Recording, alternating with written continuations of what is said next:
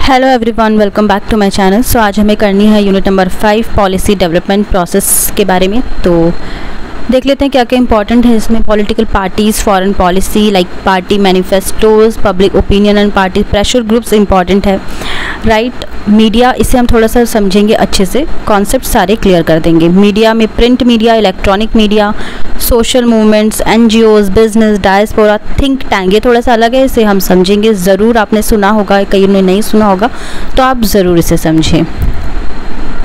देखिए, अब तक हम पढ़ रहे हैं फॉरेन पॉलिसी के बारे में। किसी भी देश की फॉरेन पॉलिसी जो किस तरीके से बनाई जाती है और किन किन मुद्दों को देख के जाती है और किन किन के थ्रू बनाई जाती है, किन किन की हेल्प से बनाई जाती है, ये सब चीज़ें हमने अब तक समझ ली हैं। नाउ अभी हम इसे देखते हैं एक एक करके।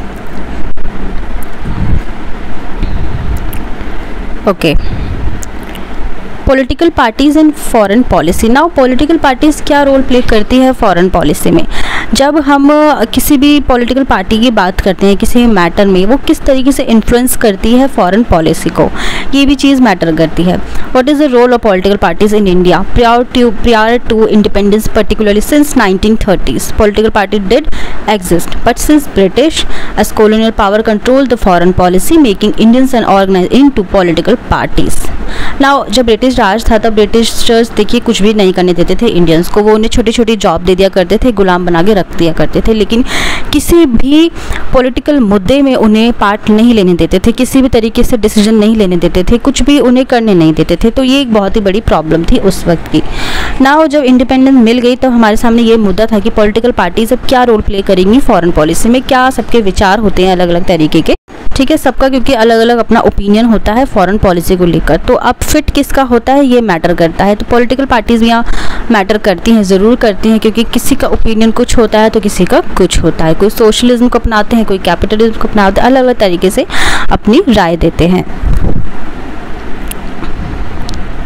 अगर मैं अर्ली फाउंडेशन की बात करूँ तो ये हमारे जवाहरलाल नेहरू प्राइम मिनिस्टर, जो हमारे पहले प्राइम मिनिस्टर रहे इंडिपेंडेंस के बाद, ये इंडिया की फॉरेन पॉलिसी में एक अर्ली फाउंडेशन के रूप में माने जा सकते हैं। इस फॉर्मुलेशन वाज नॉन अलाइनमेंट। मैंने आपको बताया था नॉन अलाइनमेंट, ना हम सोशलिज्म में जाने वाले हैं ना हम कैपिटलिज्म में जाने वाले हैं, हम मिक्स्ड इकोनॉमी, हम मिक्स्ड, यानी कि हम दोनों की अपनाएंगे लेकिन हम इंडिपेंडेंस में रहेंगे, हम किसी भी अलाइनमेंट में नहीं जाने वाले। हमें फ्रीडम बड़ी मुश्किल से मिली, अब हमें सिर्फ फ्री ही रहना है, फ्रीडम के साथ ही रहना है, इंडिपेंडेंट रहना है, किसी की हमें कुछ भी ज्वाइन नहीं करना है, सपोर्ट हमें सबका चाहिए।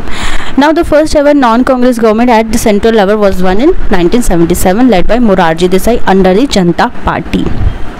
अभी हम देखेंगे 5.3 को, pressure groups. Now pressure groups क्या होते हैं, जिन्हें इंटरेस्ट ग्रुप्स भी कहा जाता है।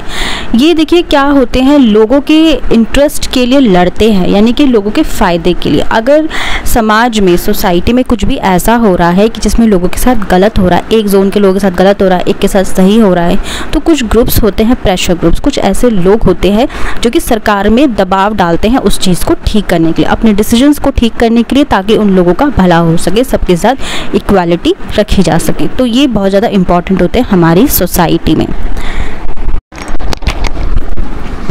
नाउ देखेंगे हम मीडिया को। देखिए मीडिया जो है बहुत टाइप के होते हैं। सबसे पहले तो प्रिंट मीडिया, जैसे कि न्यूज़पेपर्स, मैगजीन्स, जो कि पहले होता था, आज के ज़माने में कोई भी नहीं पढ़ता है न्यूज़पेपर्स, बहुत कम लोग पढ़ते हैं। सेकंड है इलेक्ट्रॉनिक मीडिया, जो कि क्या है, रेडियो हो गया, टेलीविज़न हो गया, और रेडियो भी आज के डेट में कोई नहीं सुनता, बहुत कम लोग सुनते हैं। थर्ड है इंटरनेट, जो कि एमर्जिंग, सबसे ज़्यादा एमर्ज कर रहा है आज की डेट में। इंटरनेट ही सबसे ज़्यादा एमर्ज कर रहा है, इंटरनेट में ही लोग सब कुछ पढ़ना देखना पसंद करते हैं। बहुत ही ज़्यादा इंपॉर्टेंट सेगमेंट है मीडिया का, जो कि फॉरेन पॉलिसी को इन्फ्लुएंस करता है, लोगों को इन्फ्लुएंस करता है, गवर्नमेंट को इन्फ्लुएंस करता है। तो मीडिया क्या रोल प्ले करती है, ऐसे मुद्दों को हाईलाइट करती है जो लोगों से जुड़े होते हैं, जो सभी से जुड़े होते हैं। प्रिंट मीडिया की बात कर लेते हैं। सबसे ज़्यादा ओल्डेस्ट है प्रिंट मीडिया, लेकिन आज की डेट में इसे कोई नहीं पूछता, बहुत कम ऐसा होता है कि न्यूज़पेपर्स लोग पढ़ रहे हैं। पब्लिश किए जाते हैं न्यूज़पेपर आर्टिकल्स, उसमें लिखे जाते हैं, जिससे इन्फ्लुएंस होती है policy making process. Okay, electronic media की बात कर लेते हैं। पहले के ज़माने में होता था, टीवी में लोग न्यूज़ देखते थे और रेडियो में सुनते थे। खैर टीवी में लोग अभी भी देखते हैं, बहुत से मुद्दे ऐसे होते हैं जो हाईलाइटेड होते हैं, जो कि सभी को पता होने चाहिए, ठीक है। फिर चाहे वो देश से जुड़े हो, फिर चाहे वो बाहर इंटरनेशनल मुद्दे हो या किसी भी चीज़ से जुड़े हो, इलेक्ट्रॉनिक मीडिया बहुत इंपॉर्टेंट रोल प्ले करता है पॉलिसी मेकिंग प्रोसेस में। ओके, नाउ इंटरनेट जो है हमारा लेटेस्ट सोर्स बन गया है इंफॉर्मेशन और न्यूज़ का, लोगों को अटेंटिव करने के लिए। और लेकिन इसके फ़ायदे नुकसान दोनों। फ़ायदे ये हैं कि आप कहीं भी बैठे हैं, आप कहीं बाहर जा रहे हैं, मेट्रो में बैठे हैं, ऑफिस में है, कॉलेज में है, कहीं भी आप कुछ भी पढ़ सकते हैं, कोई भी न्यूज़ है ब्रेकिंग आप देख सकते हैं। अब इसका नुकसान ये भी है, एक तो सोशल मीडिया नेटवर्किंग की बात कर रही हूँ मैं यहाँ पे, जो आप न्यूज़ पढ़ते हैं, इसका नुकसान एक ये भी है कि लोग कुछ भी छापते हैं, कोई भी जो ऑथेंटिक नहीं है, स्पेसिफिकली उन लोगों की बात कर रही हूँ, उन चैनल्स की मैं बात कर रही हूँ जो कुछ भी छापते हैं और लोग उसे सच मान लेते हैं और अपनी राय बना लेते हैं, ओपिनियंस बना लेते हैं। सोशल मूवमेंट की बात कर लेते हैं अब।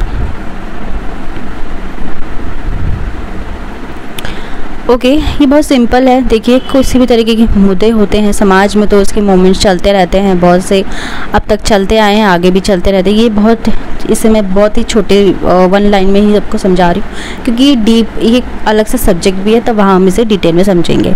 Okay, now business. देखिए, जो बिजनेस ग्रुप्स होते हैं और एसोसिएशंस होते हैं, ये इन्वॉल्व होती है फॉरेन ट्रेड में। नॉर्मली क्या करते हैं, इंटरेस्ट लेते हैं इन फॉरेन अफेयर्स में, फिर चाहे वो किसी भी कंट्री से जुड़ी हो, किसी भी ट्रेड से जुड़ी मुद्दे हो। So there is a theory which believes that improve trade relations between any two adverse nations help to improve the political relations. Okay, here this diaspora. Okay, diaspora, बहुत सारे 20 मिलियन लोग यहाँ लोग ऐसे हैं जो इंडिया से ऑरिजिन करते हैं लेकिन अलग अलग कंट्रीज़ में रहते हैं। नाउ इनके लिए क्या फॉरेन पॉलिसी जाएगी, ये कैटेगरीज वाइज होते हैं। इसमें क्या रोल प्ले कर सकता है फॉरेन पॉलिसी मेकिंग में। यहाँ बात हो रही है एनआरआईज की। ये बहुत ही सिग्निफिकेंट ग्रुप होता है। NRIs based in US for instance are well organised, so they were able to bring about a change in the approach of US towards India. NRIs में बहुत, एनआरआईज देखिए टैक्स बहुत पे करते हैं, हर चीज़ करते हैं।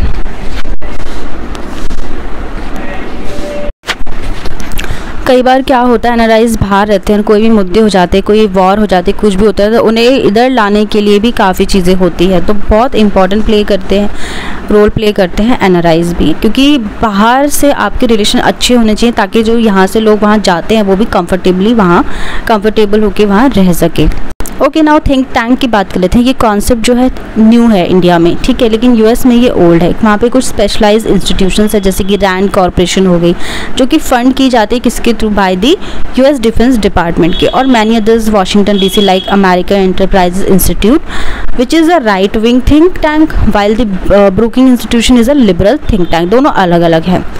नाउ ये कंडक्ट स्टडीज़ बहुत ज़्यादा वेरियस सब्जेक्ट्स में होती है and submit them to the government and influential senators. Now India में बहुत ही फ्यू थिंक टैंक्स है। The most important visible one of the institute of defence studies and analysis entirely funded by the defence department.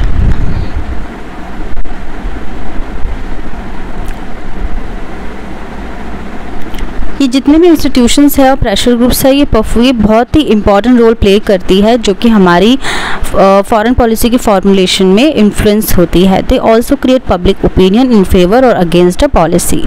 They take new policy initiative. तो important इसमें सबसे ज़्यादा कौन सी है, pressure groups, right. Pressure groups का ज़रूर पढ़े, इसके बारे में पूछा भी जाता है।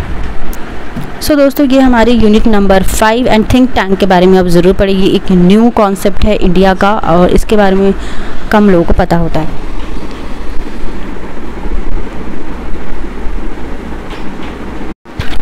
सो दोस्तों, आज के लिए बस इतना ही। मिलते हैं नेक्स्ट वीडियो में। Till then bye bye, take care.